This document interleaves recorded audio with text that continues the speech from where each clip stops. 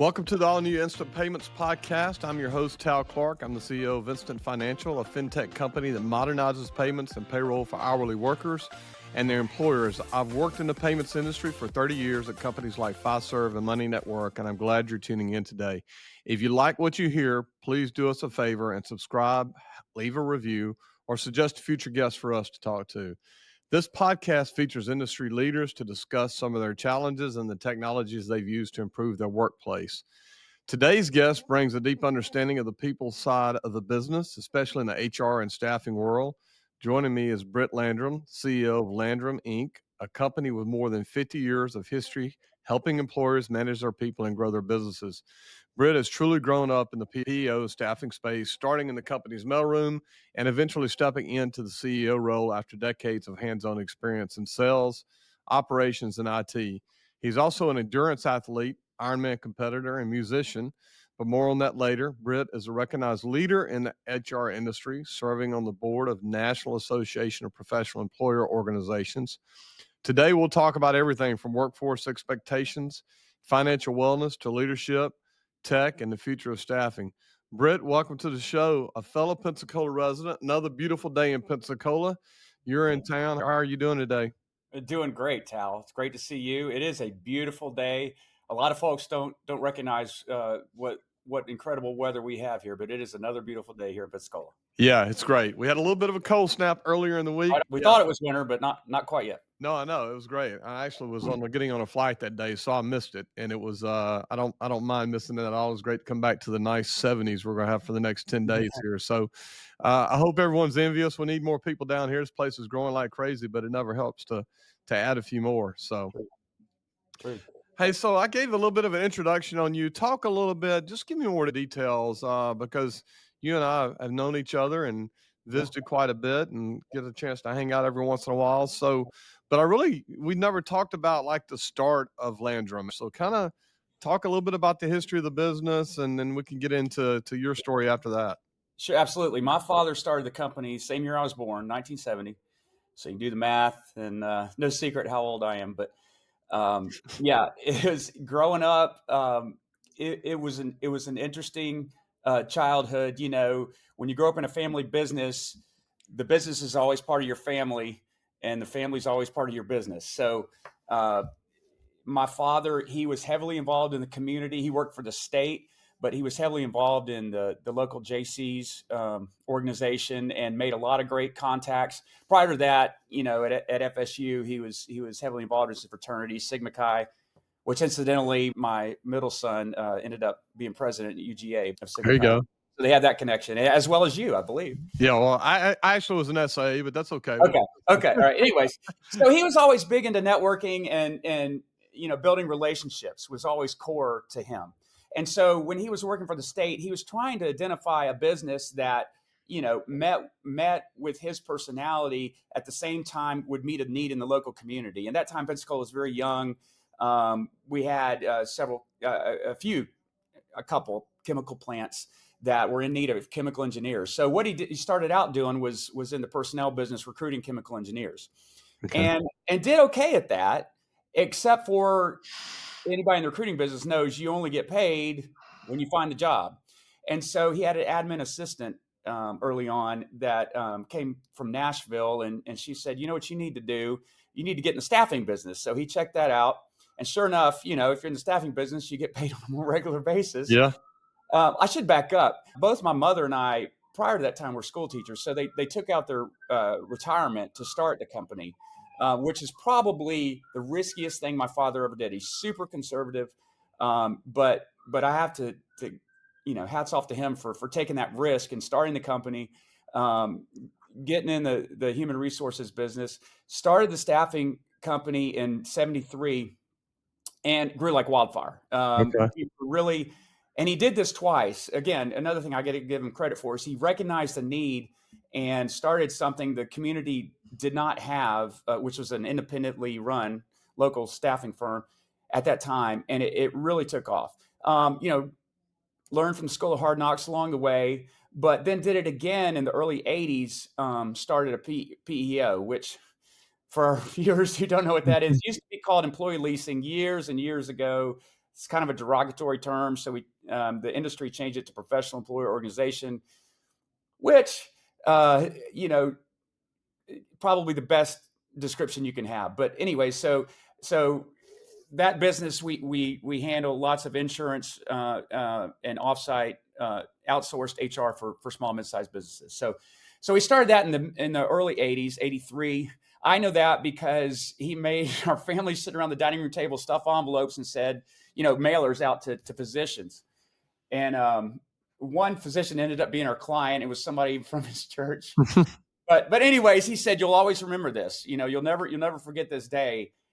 And I mean, I just wanted to go out and, you know, play football or do whatever I was doing. I wasn't thinking at the time, but sure enough, I mean, I absolutely do remember it was very impactful, that moment. And taught me a lot actually about, you know, how hard sales is. Later on, I got into sales, but yeah, so those two companies both grew. The PEO again grew like wildfire. And for a long time, we were the only game in town until about the late 90s. And a good friend of mine now, came in with a competitor, Staff Leasing, and really opened our eyes. Say, hey, you're not the only game in town. And you know, price compression, the maturity of the industry came, and all that. But fast forward here, that was all like in the 90s. But fast forward to today. Back then, I was in sales. Our IT consultant, for one reason or another, ended up leaving, so I got into IT. My dad had seen me grow up programming computers and working on hardware and things. So I ended up by default becoming the IT guy, the prototypical IT guy. And I was able to grow my skill set as the company grew, which was great for me, great for the company. This is really showing my age, but this is back like when email was a new thing, right? Yeah. And the internet came out, and I was good friends with the local internet provider. And it was just a great time. It was a great time to grow my skills with the business, and later on got into leadership. And yeah, I mean, it's been a great ride the whole way. And of course, you know, I have to say that along the way, when I took over as CEO in 2018, we had to reinvent ourselves. COVID came, as you know, Right. right after. We had to reinvent ourselves, both on the staffing front as well as the PEO. And we acquired an executive recruiting firm. We did several things.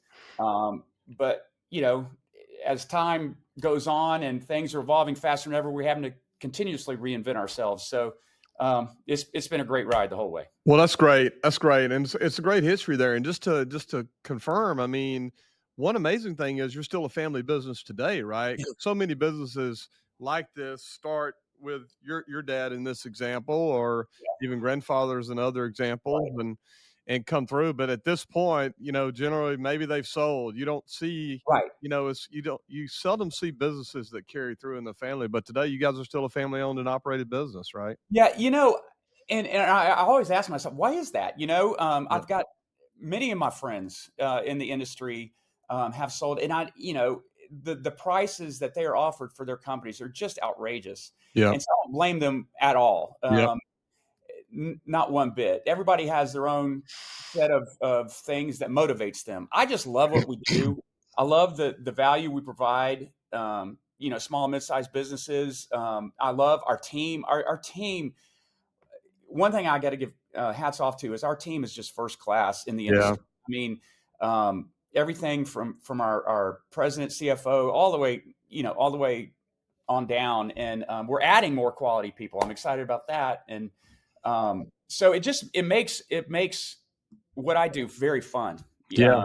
Just we've got a great thing going. You know, we're positioned in the marketplace. We're a mid-sized vendor, which, you know, really, as you said, I feel like, I'm sure there are some, but I really believe that we are the largest mid-sized vendor left that hasn't sold out. Oh, wow. Okay. And it's a great place to be because we're able to provide the technology, a lot of the same technology that larger players use, but yet we still have the personalization and the human touch, if you will, of the smaller providers. So I love the space we're in. I feel like it's the ideal place to be for what we provide. Yeah, and we enjoy working with you people too. A great team over there. We've had an opportunity to meet a number of them, and and just great people. And look, we work with some larger staffing organizations as well. Talk a little bit about just what's going on in the space, and if why is it that you seem to be thriving? Yeah, well, again, we've had to reinvent ourselves several times. I'm a musician, as you mentioned, so I Yep. grew up watching bands do this. I'm like, why did they do that? I love that last album. I love that sound. Why don't they just keep doing that sound? Yep. Everybody loves that. It's selling millions of records. Yep. But it's because you decay. If you're not growing, you're dying. So we're able to pivot a little faster, I believe, than a lot of the larger players can. I think that has a lot to do with it. Also, too, as I mentioned before, when my father started the business, heavily dependent on relationships and trust. We still continue that over today. I think that has a lot to do with it. We're constantly looking for ways as everybody is, to help our clients and employees and bring in new technology that can benefit them. Maybe we're able to pivot a little faster Yeah. uh, than a larger machine could. I mean, I know many of those folks in those organizations, they're great organizations. Yep. It's just at their scale, it's just, I mean, Hard to it's move. hard to move. It's No doubt. very hard to move. It's very hard to move. Yep. So I'd say that probably has a lot to do with it. I mean, I started out being I don't know if I have said this earlier. I started out being the janitor, the custodian for our company, like when I was in high school. There you go. Okay. So I've done a lot of the jobs, and so I'm able to relate to our team fairly Mhm. easily for a lot of the positions that they're in, a lot of the problems they encounter, and I I guess we're more agile. I don't know how else to put that. Yeah, Um, I think that's the case in every industry, and it makes a lot of sense. I mean, you see that regardless of what the industry is, smaller, mid-sized companies, startup it's what creates opportunities for startups, yeah, is that, larger enterprise organizations, despite many efforts and, they might set up laboratories and think tank and whatever it is, they just can't get there, right? They can't activate new technology or new ideas in so many cases. So I think you're right there. You mentioned understanding the people that work there because you started out doing yeah, janitorial services. That's yeah, one of the things that, we talked about on a few of these podcasts with others and just within our space, within the earned wage access space, especially when you're talking about enterprise organizations, one of the things that we see is sort of a gap in leadership understanding of their people, yeah, right? In that there is a little, as much as I don't like necessarily use the term, there's a little bit of an ivory tower aspect to some of these large organizations. They truly don't understand why earned wage access is important to the people that are working there. They don't understand the day to day need to get by, on lower wages. So, uh, give me your thoughts on that. Just what do you yeah. see in regards to the people there and the people that you're providing to other agencies and organizations as well? Well, first of all, earned wage access. I mean, I think that provides folks, the working folks, convenience, um, freedom, security, peace of mind. Those Yep. are all Yep. buzzwords, but it's a game changer for folks in certain industries Yep. um, that that really has become table stakes today. I mean, Yep. 10 years ago, everybody, it was, you wait on your paycheck every week, 2 weeks, whatever, hopefully not a month, but Yep. Some are right. waiting months, by the way, which is crazy to me. I know, but now people you don't even need paper. You get it on a card. It's so convenient, and so that's one of the technologies that we're heavily dependent upon is what you guys provide, and we're grateful for that partnership. The other thing that's a value to a lot of people is having a portal, if you will, where all of their payroll, their benefits information can be housed in one place. They can access all that together. It's convenient. There's not 5 logins to access all of your different types of data, your retirement data, your benefits data, your payroll. It's all cohesive into one login. That's very important to Yep. people. So, I mean, it's a different world, and my theory is a lot of folks in leadership today grew up in a different environment where you put your time in and Yeah. you will be due certain things at a certain point, but But man, that's not the case anymore. You have to be flexible. You have to be agile. You have to provide for the folks out there on the front lines, doing the work. And the ivory tower thing, yeah, it takes all types of talents to get a job done. I mean, For not sure. everybody can be the quarterback. You got to have. I played tight end in high school, so I favor receivers or whatnot. But it takes all kinds of people to get the job done. And as long as everybody recognizes that, then I think it's a win. But you have to be in touch with your clients and their needs. You have to be in touch with your employees and their needs, and make sure everybody's taken care of. Not only we can talk about this later, but not only mentally is a huge part of it, and I think physical health has a lot to do with that as well. Yeah, no doubt. And I definitely want to come back to that and spend some time talking about that as well.